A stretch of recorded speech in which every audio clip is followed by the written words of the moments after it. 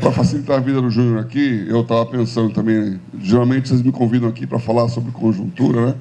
Que vai acontecer com o Brasil nos próximos anos. Eu acho que saído razoavelmente bem aqui. Eu lembro que da outra vez, lá em Foz do Iguaçu, todo mundo preocupado com o futuro do Brasil, né? Eu estava mais otimista, dizendo que o governo Lula não vai ser tão ruim assim, não, como vocês estão imaginando. Não estou tão otimista agora aqui para falar sobre esses próximos tempos.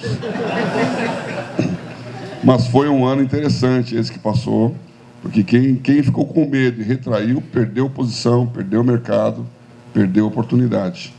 Era a época de investir. E ainda continua sendo a época de investir. Agora tem que entender como e onde investir. Então, eu pensei aqui muito sobre como falar, porque eu também, às vezes não, geralmente tenho um tempo para falar sobre a parte mais empreendedora, bíblica, ou então o lado mais estratégico do empreendedorismo e menos o lado conjuntura de Brasil, né? E juntar as duas não é fácil, muito menos numa hora só. Então, sabe, eu resolvi aqui não fazer uma apresentação, não ficar mostrando números e gráficos, vou mostrar só um PowerPoint, não, um YouTube, que lá na metade vou pedir para vocês mostrarem aqui. Não vou palestrar, eu vou pregar, já que eu sou pastor, né? O Júnior falou que parece igreja, isso aqui não parece reunião de empresários, então vou dar uma palavra aqui que eu acho que eu queria falar para os pastores presentes. Quantos pastores estão aqui? Sentam aqui, mas... Então, eu queria falar para os pastores aqui, uma palavra mais apostólica, né, já que é para várias igrejas e pastores, e falar uma palavra pastoral para os empreendedores, né? Quantos donos de negócio estão aqui?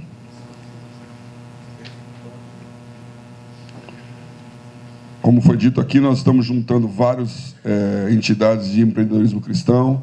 A Valorem tem 10 anos, uma das mais antigas nesse assunto, mas muita coisa está acontecendo no Brasil nesses 10 anos, porque é uma coisa de Deus. Então, Deus coloca no coração de várias pessoas, e agora nós temos a oportunidade de juntar essas pessoas num lugar só.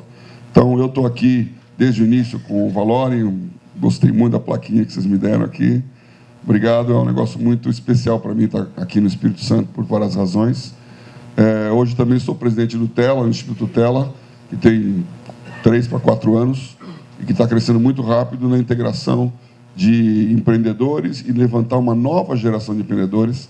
Então, existe uma escola de empreendedorismo cristão, que eu já coloco aqui, se você quer fazer, entender como você começa a empreender. Escola de Empreendedorismo Cristão, telanegociosdemissões.com.br. Lá tem toda a instrução sobre como acessar a escola, que está entrando numa nova fase, inclusive, de expansão. São quase 20 ministérios de empreendedorismo que já foram mapeados aqui. Nós fizemos a reunião em São Paulo, lá na Paz Church, com o C2B. Igrejas estão participando, igrejas aqui de Vitória mesmo, estão entrando também nesse assunto agora. Então, existe um momento em que os empreendedores estão entendendo o seu papel e sua função no ministério chamado bivocacional.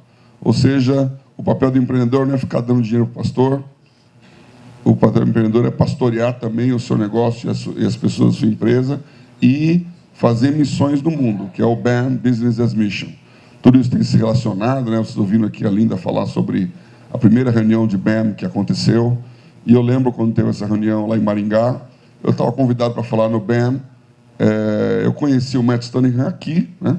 Então foi o Valorem, vários anos atrás, que ele veio já 2 vezes, se não me engano, aqui nesses anos todos, e ele falou sobre um assunto que é o primeiro que eu quero falar aqui hoje. Não estava no meu script, mas vou falar aqui já já. Mas só para explicar o BAM, Deus está levantando essa percepção no mundo inteiro, que os homens de negócio, eles são os novos missionários. Que as empresas, elas têm entrada nos países como nenhuma organização religiosa tem.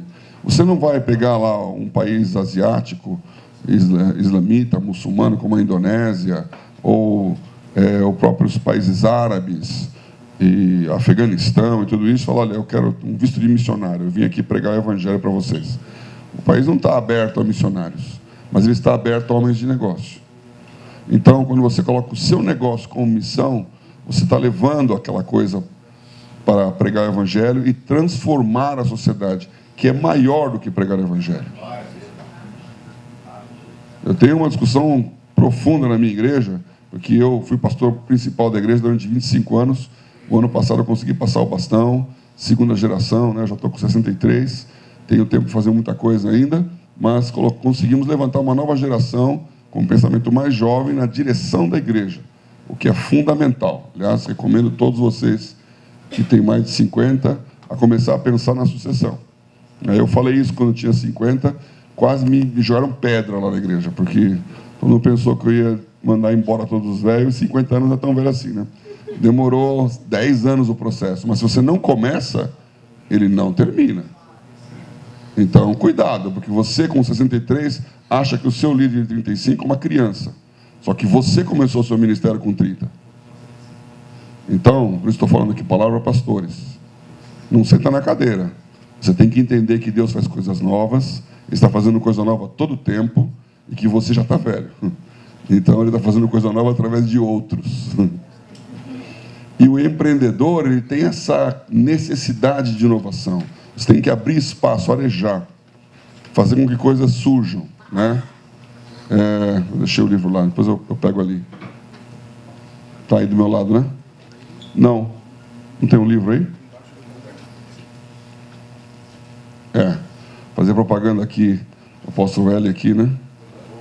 Inteligência artificial. Isso está mudando o seu mundo de negócios, isso está mudando a maneira de fazer as coisas, isso está causando um desemprego em massa, e se você não for inteligente para entender como empreender e não como ser um funcionário, capaz de você perder o emprego. Porque isso vai...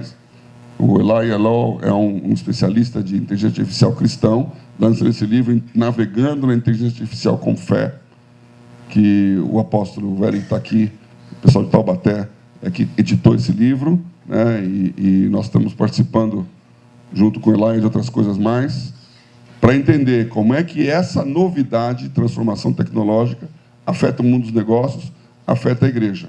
Então, tem uma coisa muito rápida acontecendo, e o Isaías 43, que é o versículo preferido, que vocês colocaram na plaquinha lá, ele está funcionando. Estou fazendo uma coisa nova na terra. Você consegue perceber? Você está entendendo? E quem entende melhor o novo, é o novo. O velho não entende muito bem o novo. Então, você deve lembrar, na época do videocassete, que é uma coisa que já não existe mais, mas na época do videocassete, aquela luzinha verde ficava piscando ali na sala de todo mundo, porque ninguém sabia como mexer o botão para colocar a hora lá. A tecnologia, ela assusta quanto mais velho você for. Você tem uma sensação de que você não entende aquilo, não sabe como funciona, tem medo de apertar o botão, e o novo não tem nenhum problema de ficar lá testando, tentando. E como foi dito aqui, é plena verdade, nenhum iPhone vem com manual de instruções. Eu sou engenheiro, a minha vida inteira eu passei aprendendo a ler o manual antes de fazer alguma coisa. Né? Como trocar o pneu do carro?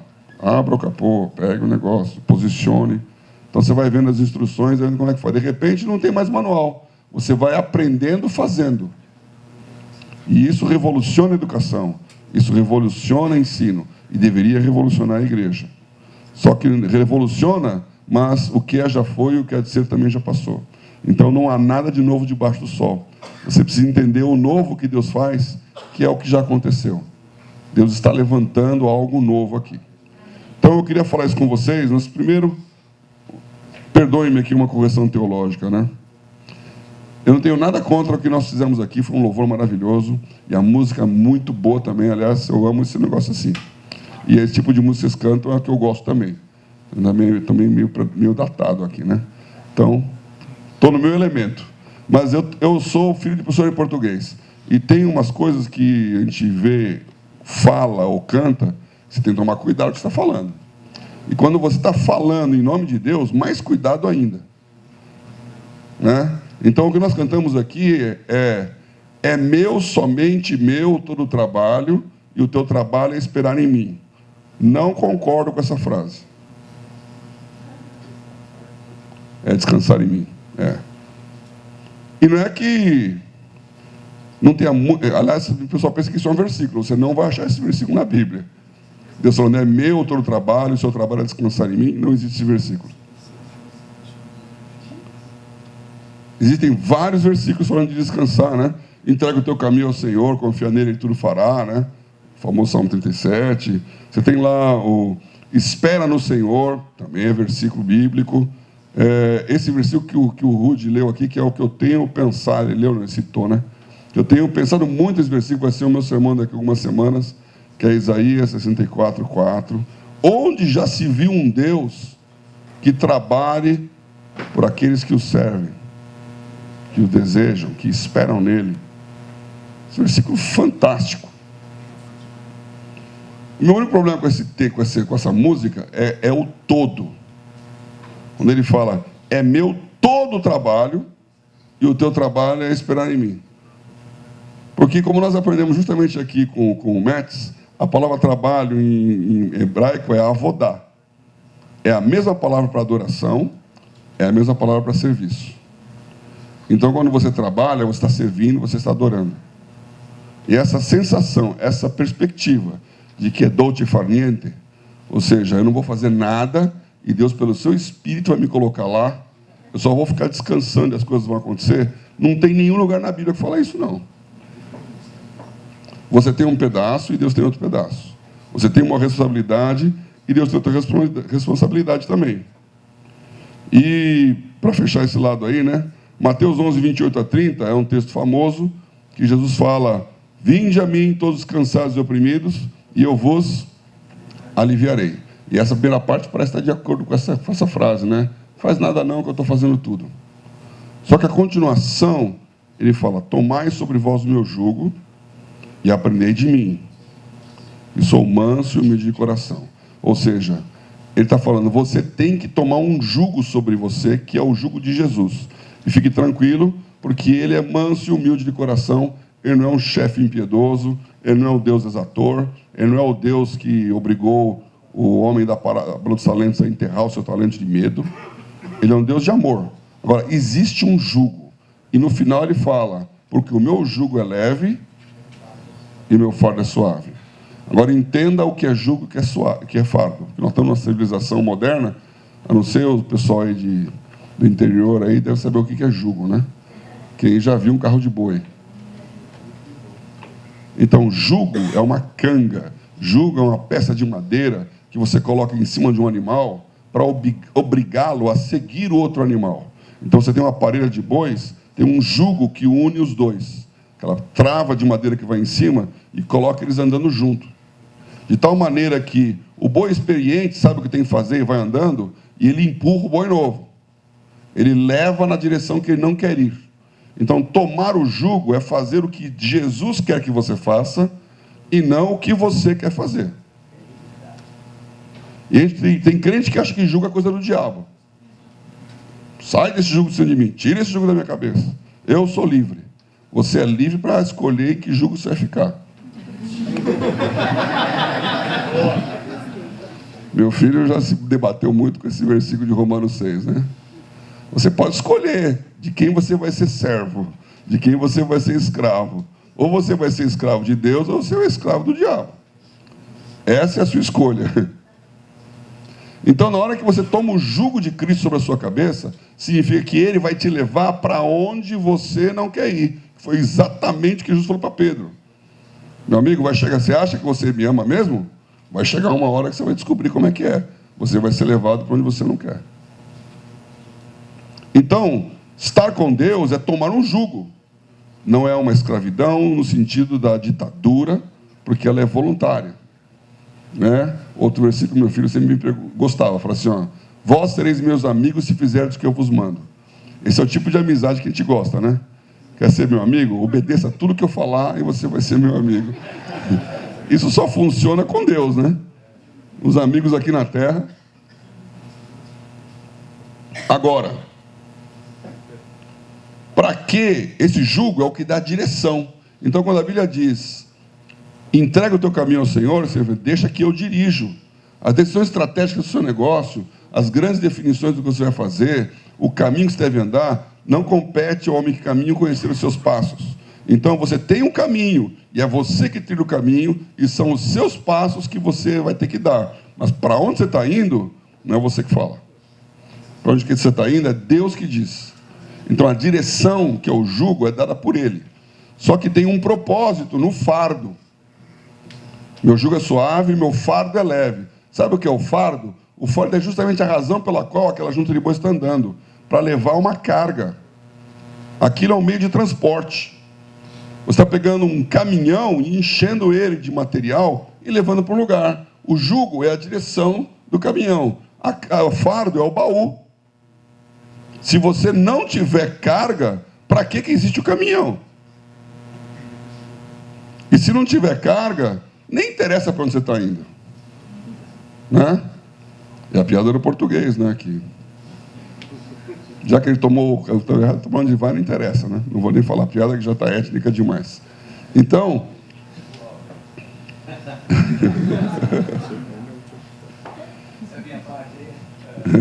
Ah, tá vendo? Deixa eu pular essa parte da piada aí, né?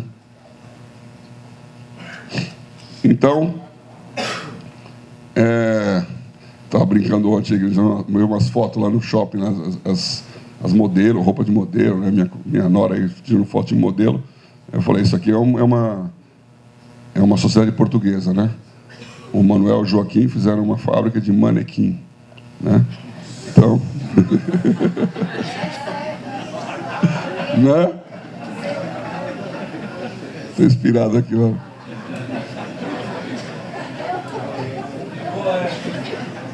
Muito esperta essa aqui, né? Bom, voltando para a terra, eu estou preocupado com esse fardo, porque o fardo é a carga que Deus quer colocar para você levar para um lugar para o outro, é o trabalho do reino. Existe um trabalho a ser feito. Você não foi descoberto por Jesus para ganhar um prêmio de ir para o céu de graça. A razão pela qual Jesus morreu na cruz não foi para você ter coluna de férias no céu. Até porque, se ficar no céu, for tocar a harpa o dia inteiro nas nuvens com os anjos, eu não gosto disso, não.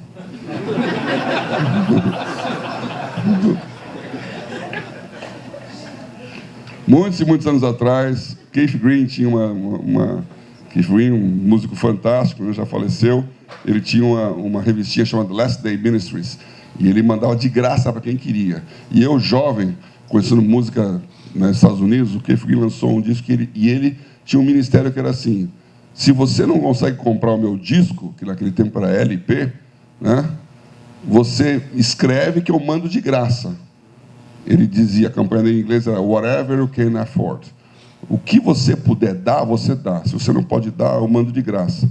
Eu aqui no Brasil, na década de 80, nem importação tinha, mandei minha coisa lá e chegou o LP em casa. Os caras deram de graça. Last Day Ministries. E Keith Green falou muito sobre esse assunto, eu não vou sair aqui do tema para não gastar meu tempo, né? Mas a percepção de que você trabalha para Deus e que não é Deus que trabalha para você é uma percepção profundamente cristã de propósito. E ele tinha uma charge na revistinha que eram dois anjos conversando entre si, tinha um terceiro, tem uma nuvenzinha com os anjos em cima, né? E uma terceira nuvem, um anjo com uma cara triste, assim. Aí os dois estavam falando entre si, dizendo, ele está lembrando que nas quintas-feiras ele jogava futebol com os amigos. Ou seja, o cara está no céu. Meu, tudo igual aqui, tudo igual, não muda nada. Então, eu não sei você, eu sou o tipo de pessoa que se eu ficar meia hora numa ilha dos mares do sul, deitado numa rede, vendo a brisa, já me dá um treco. Eu acho que eu sou paulista mesmo, eu não sei, tem um negócio aqui. Tem que fazer alguma coisa, vamos fazer algum negócio? Vamos mergulhar, vamos andar, vamos ver, vamos descobrir, vamos passear. Ficar parado fazendo nada, eu não consigo. E eu acho que no céu é um lugar de muita agitação, é de muito trabalho, né? A rodar. Então, não tem uma mentalidade de que você está achando uma maneira de ganhar muito dinheiro. Eu já falei isso aqui em vários valores. Se você trabalhar num negócio que paga muito e cobra pouco, e essa é a sua bênção, você está falando para Deus, Deus, me dá um trabalho que eu ganhe muito, não faça nada, para servir o teu reino. Um monte de crente com essa visão distorcida de trabalho. Se você está numa empresa que trabalha, que paga muito e cobra pouco, ou você vai ser despedido assim que eles descobrirem, ou ela vai fechar. A última alternativa ou é uma repartição pública.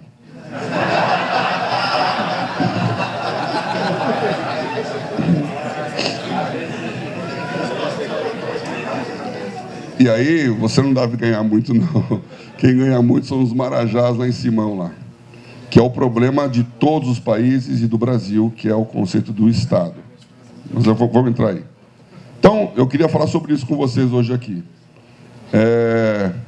Eu creio que nós estamos num momento de igreja e que temos um trabalho a fazer na direção que Deus está dando para nós, como Brasil e como mundo. E para isso eu tenho que falar de educação. Também já falei isso alguns anos atrás, mas não custa repetir. Eu achei um videozinho. Vai preparando o YouTube aí, irmãozinho. Aviso em 5, aviso em 4. Então, fala sobre cosmovisão. Acho que alguns já entenderam. Eu sou o presidente do Instituto Renovo. Escola, educação. É a maior dificuldade, o maior desafio do Brasil é a educação. Eu tenho dito para todos, onde estava com o pastor Delano aqui, de Vitória, na Igreja da Assembleia de Deus, falando exatamente isso, porque estão pensando em montar uma escola. A igreja do pastor Delano está acabando de conseguir uma locação aqui com a Zurich, do aeroporto de Vitória. Todo mundo chegou, deve ter vindo de avião aqui, né? Aquela mata toda ali que vai até a praia. Na pontinha da praia, eles conseguiram a concessão para construir a igreja e a escola ali. Então, vai ser uma bela numa igreja lá. E escola. E uma escola cristã para aqui, o povo de Vitória. Então, nós estamos conversando sobre como vai fazer essa escola. Escola são 3 coisas: cosmovisão, conteúdo, que é currículo, e metodologia. Isso é educação. A educação é entregar um conteúdo que você aprende através de uma metodologia, que é a maneira de fazer com que você entenda aquilo, dentro de uma cosmovisão, que é a forma como você enxerga o mundo. E o mais importante dos 3 é cosmovisão. O que todo mundo está preocupado é com o conteúdo. Então você quer que o seu filho vá para a escola para aprender coisas. Só que o conteúdo, pela tecnologia, está cada vez mais ultrapassado. Você está aprendendo coisas que você nunca vai usar. E cada vez mais coisas que você nunca vai usar. Eu fiz engenharia. Quando eu fiz engenharia, meu pai me deu quando eu entrei na escola na Poli, meu pai me deu uma regra de cálculo. Que já não usava mais. Eu não usava mais a regra de cálculo, mas uma das matérias do básico de engenharia era cálculo numérico. Você tinha que aprender base logarítmica, que é como funciona uma regra de cálculo, entender toda uma teoria para ir saber como fazer o cálculo na mão se precisasse. Precisa? Então, quando eu estava no colegial, eu sou velho, né? Quando eu estava no colegial, veio o HP. Já tinha lá HP 25 na época, né? E não era nem memória contínua ainda. Então, o professor dizia, não pode entrar calculadora, porque você tem que fazer tudo na mão. É claro que um aluno no ensino fundamental 1 tem que aprender a fazer conta, porque senão ele não pensa.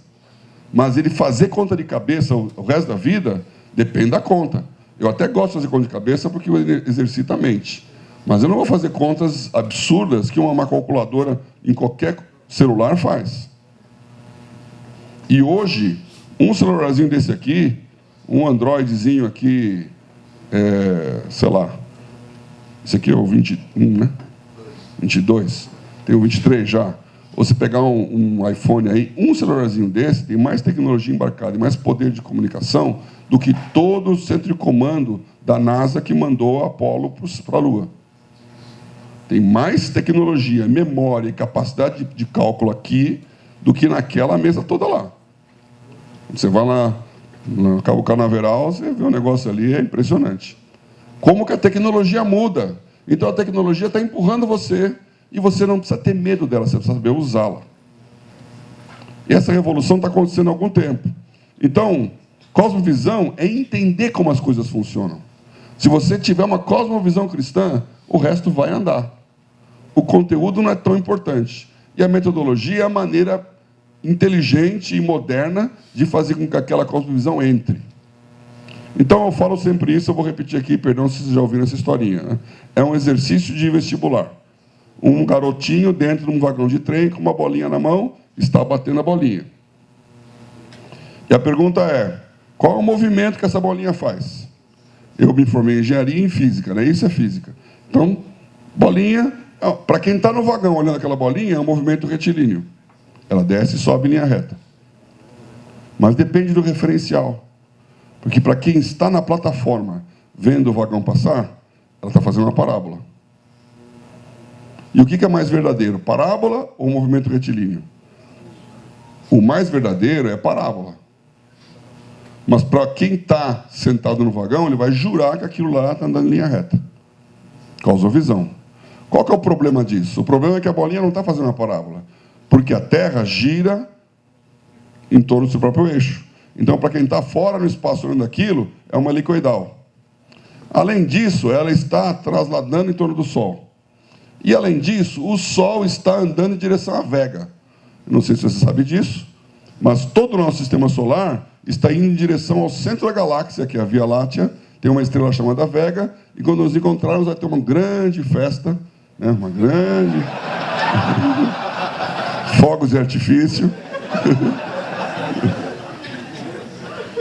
Jesus volta antes, né? Tem uns 3,5 milhões de anos para chegar em Vega, então está tranquilo você. Mas cosmovisão é como você enxerga as coisas. E por que isso é importante? Porque se você for calcular a trajetória de um foguete, se a NASA está calculando a trajetória do foguete, se o Elon Musk lá no SpaceX está calculando a trajetória do foguete, ele não pode colocar o referencial dele, que é aquele famoso XYZ, ele não pode colocar ele na Terra. Ele não pode colocar nem no Sol. Porque se o foguete vai e ele volta, ele saiu do Atlântico e vai voltar no Pacífico, porque a Terra está girando. Ele tem que levar em consideração que a Terra gira. E se ele não levar em consideração que todo o sistema solar está andando, ele vai voltar para um lugar no espaço que não tem mais ninguém, porque o Sol já caminhou lá para frente. Então, existe em física um negócio chamado referencial inercial absoluto. Porque o referencial é bom quando ele não mexe. Quando ele é absolutamente inercial, palavra que os nossos progressistas não gostam, absoluto, tudo é relativo. Quando você coloca o absoluto, você entende as coisas como elas são. Você discerne as coisas como elas são, e por ninguém você será discernido. Conhece esse versículo? Enxerga o absoluto, você para de olhar por espelhos e vê a realidade como ela é. Você vai se conhecer como Deus também te conhece. A pergunta é, onde está esse referencial inercial absoluto? É uma rocha inamovível. É uma pedra sobre a qual você pode ficar de pé e enxergar as coisas como elas realmente são, e não como elas aparentam. E isso é educação, é ensinar você a abrir os olhos e entender que tem um exército de Círios cercando a sua cidade. Mas tem um exército de anjo atrás do exército de Círios. Isso é cosmovisão. Então eu queria mostrar um videozinho que mostra como, na verdade, é o sistema solar. E que você aprendeu em escola até agora, não é verdade. Vamos ver se funciona. Isso aqui é como a gente acha que funciona o sistema solar, né? E isso aí já é uma novidade, porque a igreja combateu essa ideia e matou quem dizia que o Sol estava no centro, né? O Copérnico tinha semi-razão. Bota o movimento aí, vamos ver. Pode diminuir o som, que ele não fez especiais. Então nós somos o 4º planeta nessa circunferência. Aparentemente estamos girando em torno do Sol, e o nosso movimento é aquele que nós estamos falando. Mas na verdade é isso. O Sol está indo em direção à Vega, e os planetas estão girando em torno do Sol. Você já se imaginou assim? Dá tontura. Você vê que às vezes ele está na frente do Sol, às vezes está atrás. A trajetória do planeta, ela não é no mesmo plano, ela tem uma inclinação de 30 graus em relação ao Sol. Por isso que você vai para frente e vai para trás. E se você quiser calcular a trajetória do foguete, você tem que imaginar que o universo é exatamente assim, e não como você acha que ele é. Então, meu amigo, isso é cosmovisão. Cosmovisão. Isso é educação. Você tem que ter uma cosmovisão cristã. Agora, pense isso no mundo dos negócios. Acho que tá bom, ele vai continuar aí um tempinho até chegar em Vega.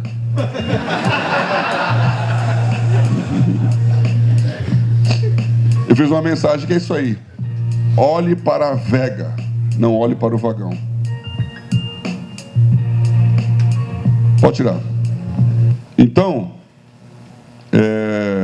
dentro daquilo que eu quero falar para vocês hoje, eu queria que você entendesse essa cosmovisão do mundo dos negócios. Porque existe uma macrovisão de como funciona isso no mundo inteiro, e temos o Brasil aqui. E você, que levantou a mão que é empresário, você não está tão assim preocupado com esses movimentos mundiais, porque a sua empresa deve ser bem local.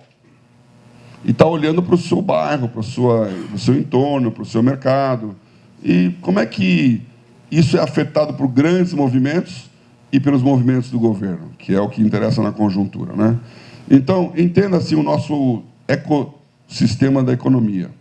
Acho que você estudou isso na escola também. Existe o setor primário, o setor secundário e o setor terciário. Setor primário, terra. Então, tudo que é agricultura está no setor primário. E durante muitos séculos, a humanidade foi apenas produção de riqueza através da terra. Porque a terra tem um fator que é de Deus. Você põe uma semente e passa o tempo, colhe 100 sementes. Então, a produtividade está no Deus que dá o crescimento. Um planta, outro rega, Deus dá o crescimento. Então, quem tem terra, tem produtividade divina. Porque ele pega aquela terra, planta algum negócio e vai ter muito mais negócios. Então, o crescimento da riqueza na humanidade foi ligado à propriedade da terra. Esses são os latifundiários. Ao longo das civilizações, mudam quem são os donos da terra, mas se você pensar bem, a história de José do Egito é a história do homem que ficou mais rico do mundo todo, depois do faraó, por conta da terra. O que ele tinha, aliás, é a frase famosa lá de Champollion, o Egito é uma dádiva do Nilo. O Egito é uma dádiva do Nilo. Então, é um rio no meio do deserto, não chove, mas ele enche, a inundação fertiliza as terras em volta, e todas aquelas terras são agricultáveis. Então, a civilização egípcia se desenvolve através do Nilo. E quando não teve mais inundação, todo mundo pensa que teve 7 anos de vacas magras, que não choveu, nunca choveu no Egito. O que teve foi uma mudança no regime do rio, lá no centro da África. Então, ele não transbordou, não teve a cheia, não fertilizou, não dava para plantar. Virou deserto. E o José sabia que aquilo duraria 7 anos. Então, a visão empreendedora do José era baseada num sonho que não era dele. Então, eu sou empreendedor, você não precisa ter um sonho, você precisa interpretar o sonho dos outros. E eu estou aqui falando de sonhos. Se você pegar alguma dessas ideias e falar assim, esse negócio aqui eu sei usar, você já está rico. Na produtividade, que no caso de José, a terra deu. Porque ele sabia quando ia acabar a crise. O problema do Egito não foram 7 anos de vacas gordas, porque ninguém sofre em vaca gorda. E quando o seu negócio dá certo, você não sabe por quê, você acha que foi você, mas não é.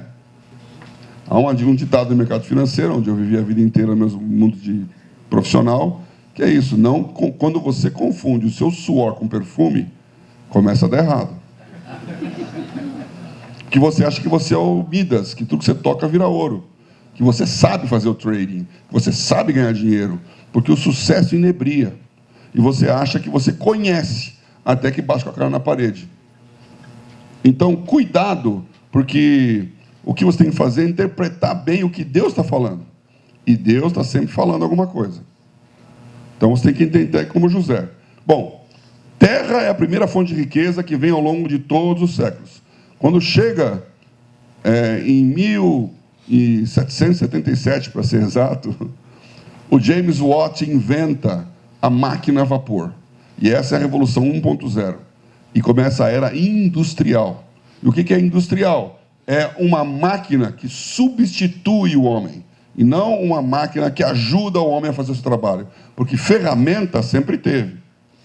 Então, um homem que vai cavar a terra, ele faz isso com a mão, difícil a produtividade. Ele faz com uma enxada, aumenta a produtividade. Ele faz com uma junta de bois e um arado, aumenta tremendamente a produtividade.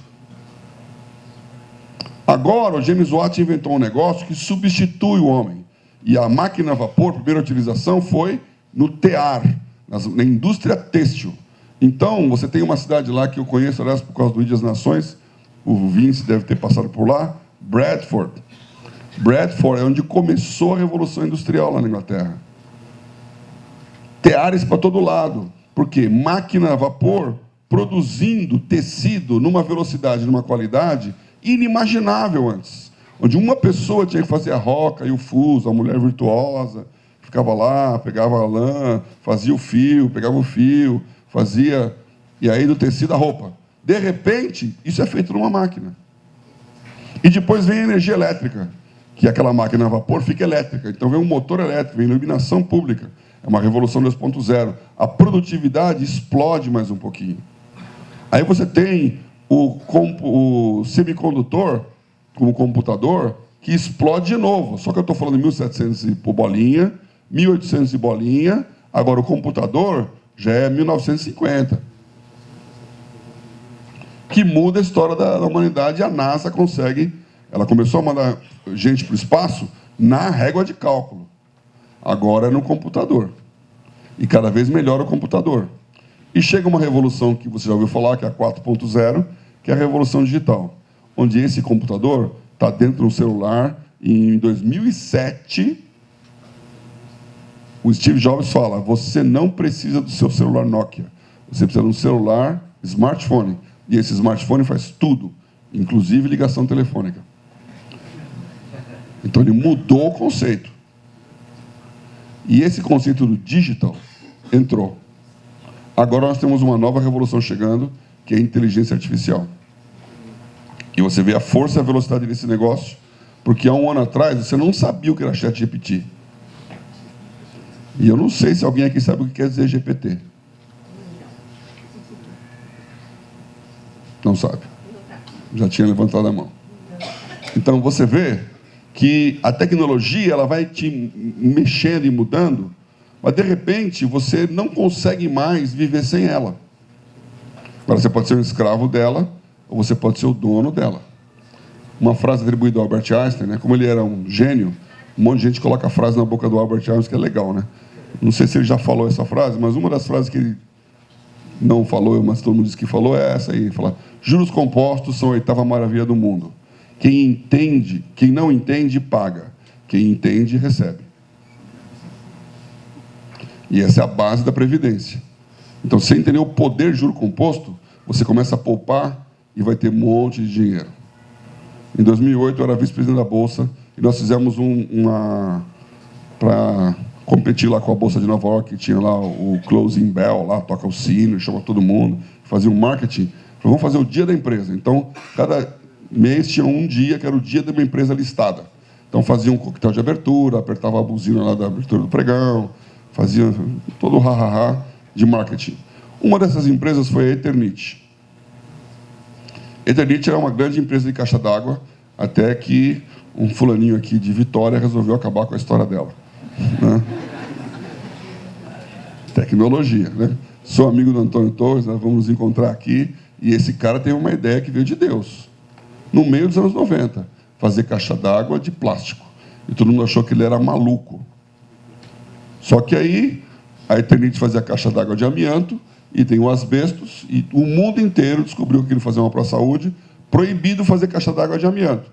E agora o que tem? Uma caixa d'água de plástico. Está na hora certa, no lugar certo. Hoje a Forte Leve é a maior empresa de caixa d'água da América Latina, e a 4ª maior de tubos e conexões. Fazer propaganda para vocês da Forte Leve é bobagem, né? Mas tudo azul. Então...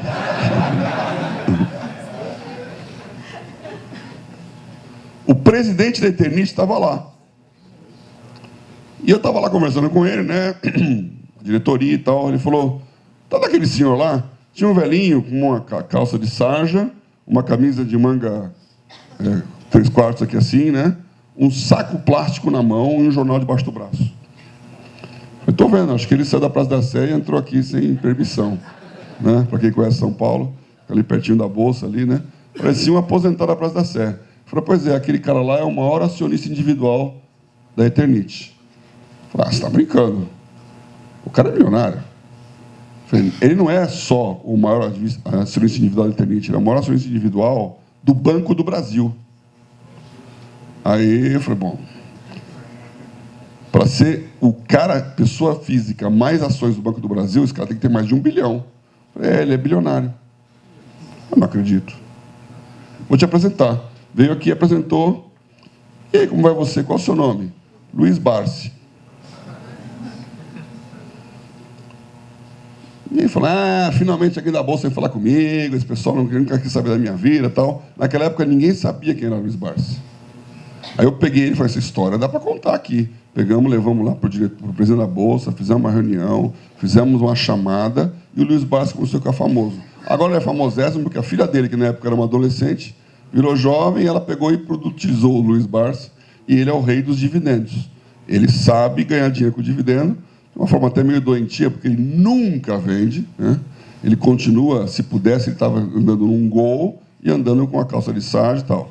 Ele anda de metrô, ele parou de andar de metrô porque toda a família disse que é perigosíssimo um cara de $1 bilhão andar de metrô em São Paulo.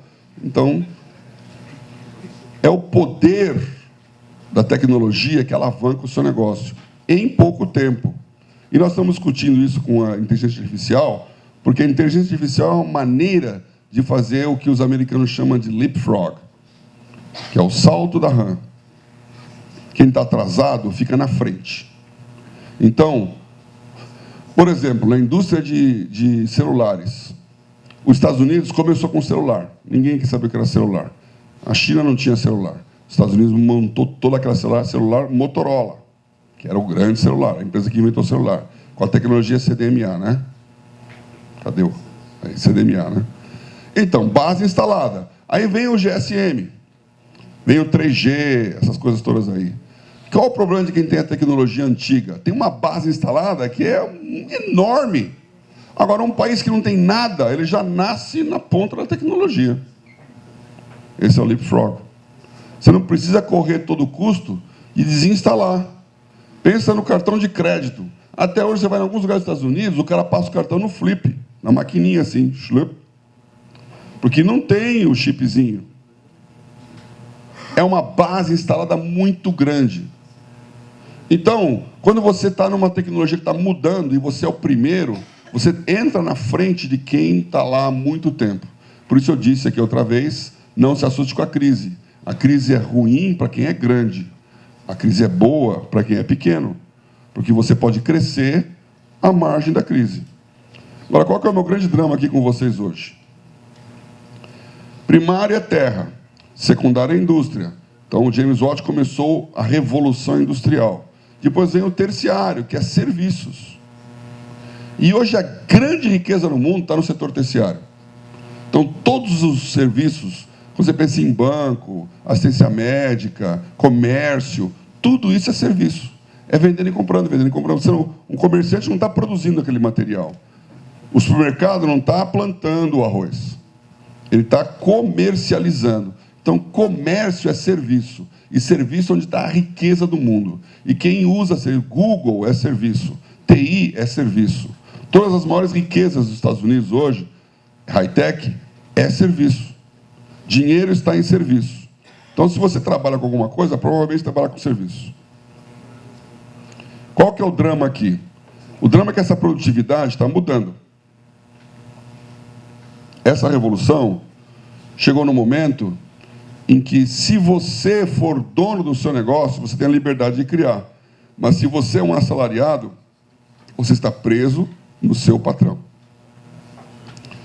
E meu desafio para vocês hoje aqui é dizer, como eu já disse várias vezes, o Brasil é um país fora da curva. Porque não existe um país que tenha uma força de mercado, como o tamanho do Brasil, com seus 200 e poucos milhões de habitantes, que tenha uma extensão de área totalmente aproveitável. O Brasil é o 5º maior país do mundo, mas o primeiro é a Rússia, que tem metade de tundra e Sibéria. O segundo é o Canadá, que tem metade de gelo.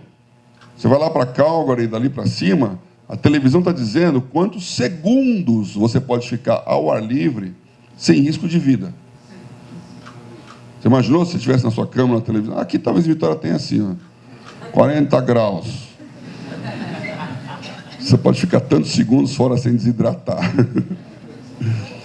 Mas lá não, lá é menos alguma coisa, e se um velhinho sair de casa e trancou a porta, ele morre congelado de hipotermia, porque o vizinho dele está a alguns quilômetros de distância. O Canadá é uma imensidão vazia.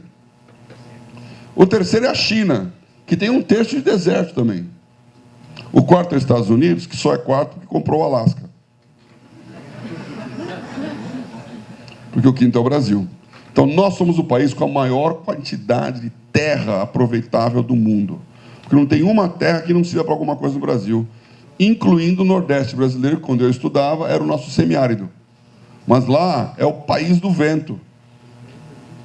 E a tecnologia da agricultura transformou o Cerrado na maior produtividade agrícola do mundo, que começou lá com Mato Grosso, Sorriso, Sinop, essas que são as maior produtividade do mundo em soja, algodão e milho, mas agora está lá no interior do Piauí. E são lá os gaúchos e os sulistas estão comprando terra adoidada e produzindo terra. Luiz Eduardo Magalhães é um dos maiores polos de produção agrícola do Brasil. Petrolina já é famoso. Então, o Brasil tem riqueza que vem da terra. E tem terra como ninguém no mundo tem. E quando você coloca população, que é mercado, terra, que é produtividade, e economia, que é tamanho com que você faz as coisas, só tem, já repeti isso várias vezes aqui, Brasil, China e Estados Unidos, que estão entre as 10 maiores nessas 3 áreas. Então, nós somos um país que tem um destino grande. Mas, como diz a piada, né, Deus criou o mundo e colocou terremoto num lugar, vulcão no outro, furacão no outro. E aí, no Brasil, não tinha nada. Não tem nenhum problema. Aí os anjos falaram, escuta, que injustiça. Falou, calma, vocês vão ver o povo que eu vou colocar ali.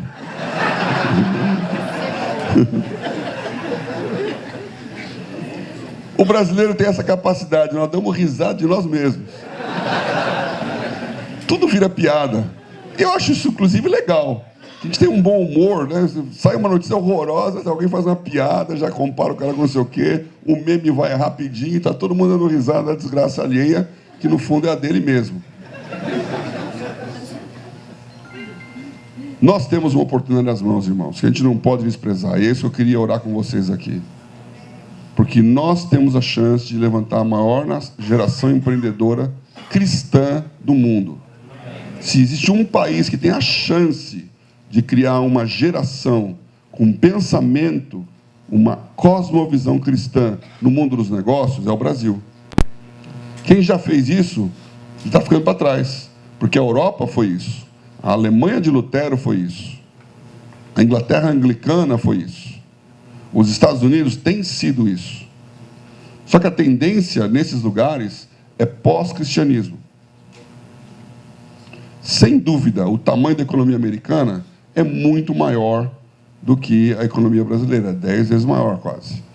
Mas a tendência é decrescente. Então, ainda bem que o Dark mora numa cidade de 8 mil habitantes no meio do Texas, porque está meio protegido lá. Mas se você for para a cidade grande, já está complicado. Já tem placa no Texas falando para os californianos, não venha para cá. Fica aí, meu. Por quê? Porque o progressista está lá. E cada vez será mais difícil trabalhar no ambiente de negócios não cristão. Como vice-presidente da Bolsa, eu fui responsável em 2008, 2009 pela renovação das regras de governança corporativa do novo mercado. Foi uma guerra com as empresas fazer isso. Que a história comprida aqui, que também não tenho aqui o tempo,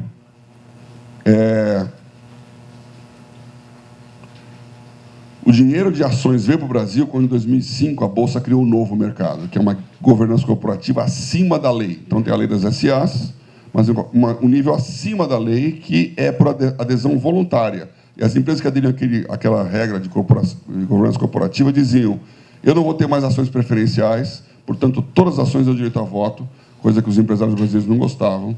Eu vou ter transparência nos meus negócios, eu vou dizer tudo o que está acontecendo, não tem caixa 2, não tem corrupção, não tem jeitinho brasileiro com o governo, está tudo escancarado com auditoria interna, auditoria externa.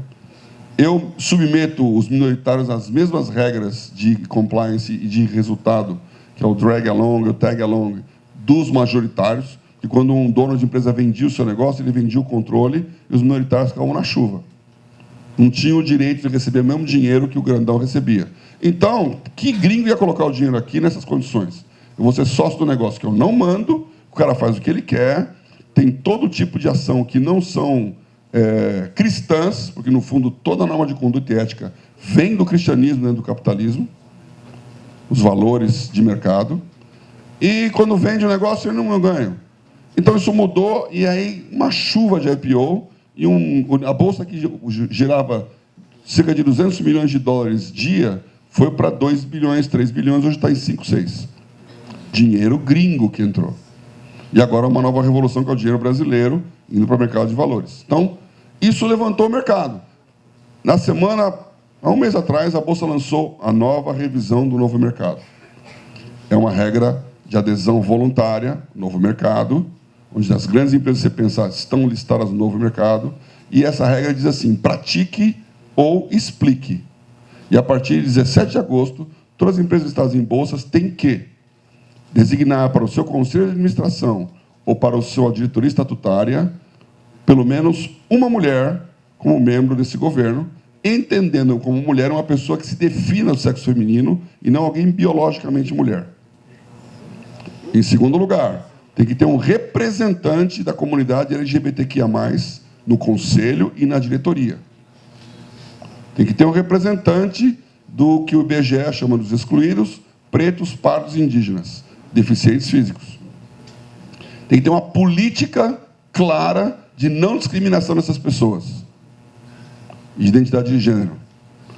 E se distribui resultado com bônus e gratificações para o conselho e para a diretoria, um dos critérios de distribuição tem que ser atender a essas normas.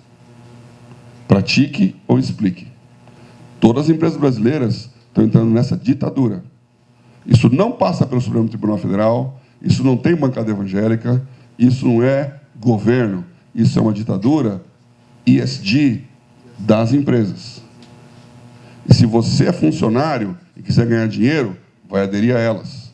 E se você for contra isso, vai ser chamado de racista, exclusivista e vai ser demitido. Então, o ambiente de trabalho está ficando tóxico. Você precisa empreender. Nós temos tempo. Nós ainda somos uma nação cristã. Quando a Bíblia fala feliz a nação cujo Deus é o Senhor, ela não está dizendo feliz o Estado cujo Deus é o Senhor. E há uma profunda diferença entre nação e Estado. Porque nação somos nós. Estado são os 3 poderes de Brasília. Esse é um conceito artificial criado um pouquinho na época do Renascimento. E não é o Estado que manda na nação, é a nação que manda no Estado. E nós precisamos diminuir o Estado e aumentar a nação.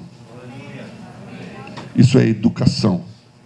O lado positivo disso é que, se você fizer uma escola, se você treinar uma geração, se o seu filho entender cosmovisão cristã, ele não precisa ter uma guerra política ideológica. Ele apenas precisa ser excelente no que ele faz.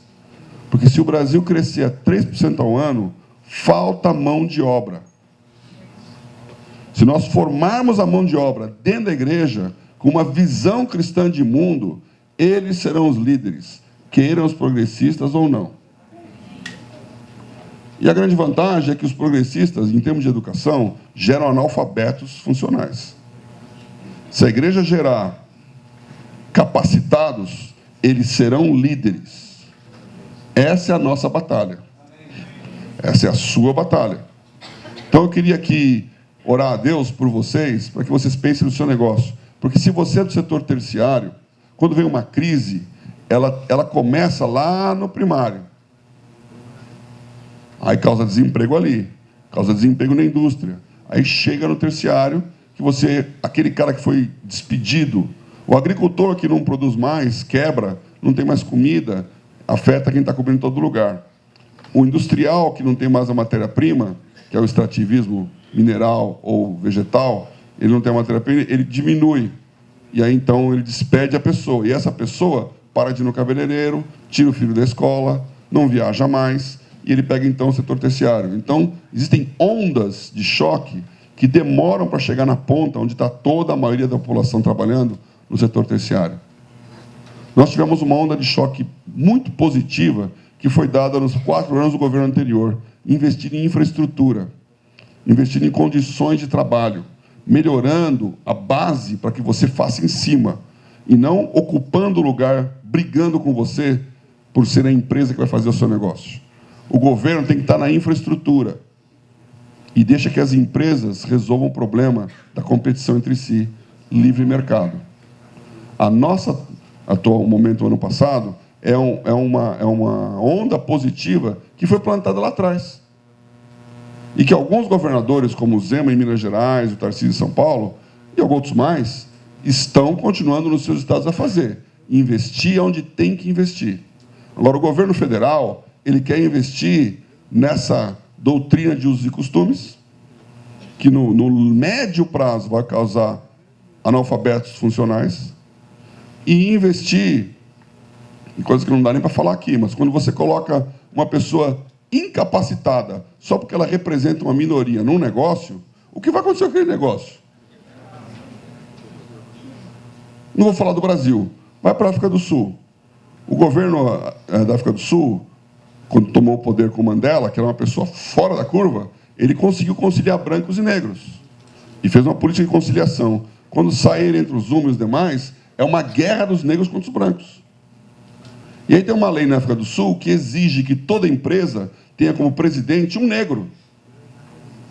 Então, a qualidade para ser presidente da empresa não é mais a capacidade de ser líder do negócio, mas é a cor da pele. O que os brancos fizeram? Eles criaram a figura do presidente que não manda em nada. Então, ele criou um presidente, paga um salário para aquele cara de presidente, e o cara não faz nada, ele é só o nome para dar para o governo. Isso é uma ineficiência no sistema, porque está pagando um cara que não está, mas é melhor do que ter um presidente que não sabe nada mandando. Então, o Brasil está num caminho que é pior. O que você tem que fazer como negócio? Se conectar com o resto do mundo. Porque tem muito espaço para crescer. E se nós tivermos um ecossistema onde empresas de primário e secundário, são as que geram força, se conectam internacionalmente, o terciário que está em torno delas vão criar bolsões de riqueza. Então, eu acredito nisso. É um largo e grande negócio. Onde eu estou gastando meu tempo? Numa empresa, que é uma bolsa, que provê crédito, para que você que é um negociante, você que é um empresário, você que é o dono do negócio, consiga captar dinheiro de uma maneira mais barata. E isso é através de tecnologia, que é a tokenização de ativos financeiros.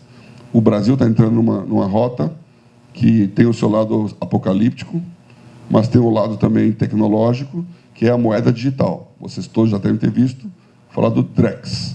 Então, depois do Pix, vem o Drex. Isso muda a maneira de fazer negócios.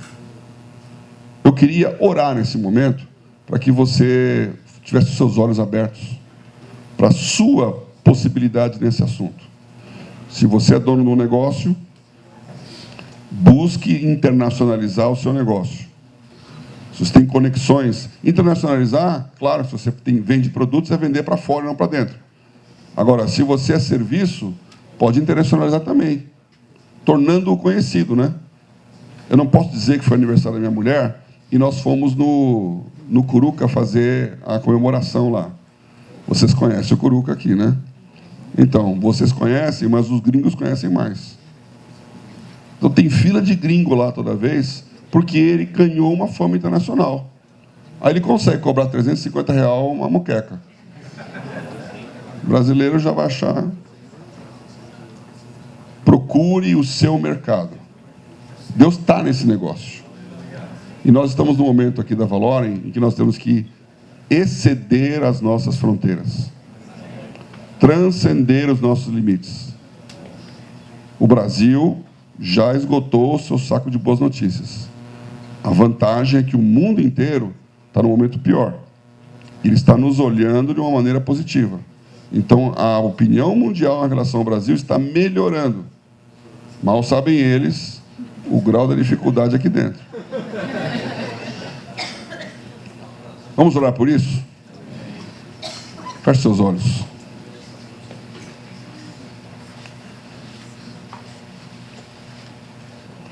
Senhor, nós estamos aqui, nesse momento, Brasil, e eu sei que cada um aqui representa uma capacidade de geração de riqueza, uma capacidade de conexão, que pode ser multiplicada.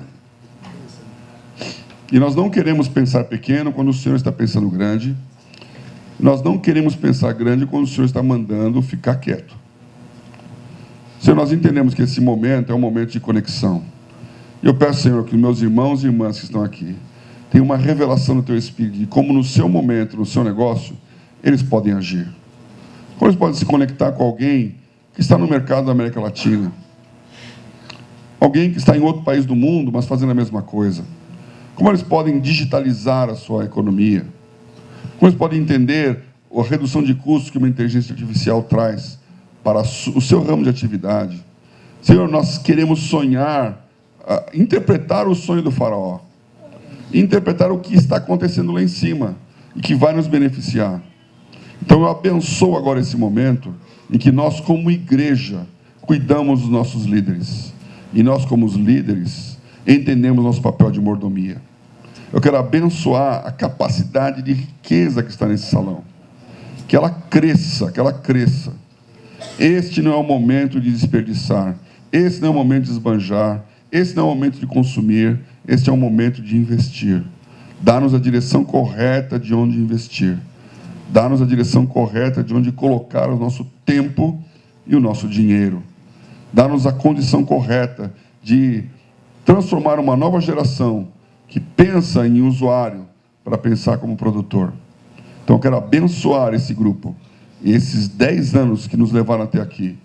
Um sucesso, Senhor, que só se valida naquilo que vai acontecer ainda. Dá-nos o crescimento, dá-nos a explosão, e que o nosso papel diante das nações, diante do mundo, que nós como cristãos possamos criar esse mercado que glorifica o Teu nome, além e apesar de governos. E nós oramos isso no nome de Jesus. Amém. Glória a Deus.